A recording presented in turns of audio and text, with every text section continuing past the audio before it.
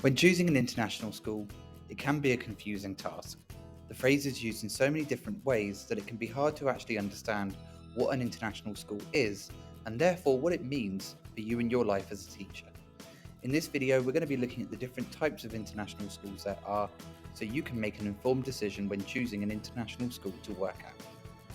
The first phrases you're going to need to understand are not-for-profit and for-profit, as many international schools will use one of these two systems.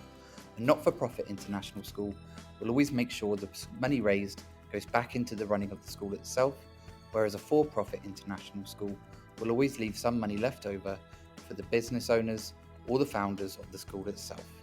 Now, there's no real way to say which one is better than the other, and international schools have found success using one of the two systems. But you should have an idea of what school you are working at, because it will influence the school, the culture, and the operation of the school itself. The best way to see the quality of an international school is to see how many accreditations it has. And some of the bodies that give accreditations are listed here. The more accreditations it has, the better. The first brand of international schools we're going to look at are the country-specific international schools.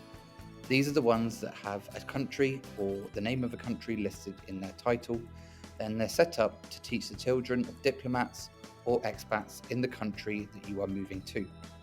They have good reputations, and they often run under a not-for-profit system. They're expensive, and their aims are often tied to the country that they are representing.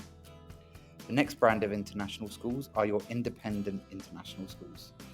These were the ones set up a while back by a group of parents, a group of individuals, or locals who want to give their children an international education.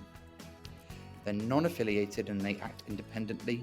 They have very good and historic reputations, running under a not-for-profit system, and they're often in competition with the local schools of the country. The next brand of international schools are the ones that are linked with the business of education. These are new international schools that have been set up by an organisation or a company like the ones listed here. They often run for profit, they are new and growing, but they are backed by a lot of money and their reputation is growing and improving. The final brand of international schools are the ones called international schools by name. These are international schools that have simply tagged the word international school to their name as a way of branding themselves differently to the local schools that they are in competition with. They don't have accreditations, there's not really high reputations, and they often run for profit. You have to understand that when you choose an international school, that there is always an element of risk involved. So the best thing to do is ask the best questions in the interview process to make sure that you feel comfortable working at that school when you choose your job. That's everything for now. If you've liked this video, hit like and hit subscribe for more content on how to learn more about international schools and be the best international teacher you can be.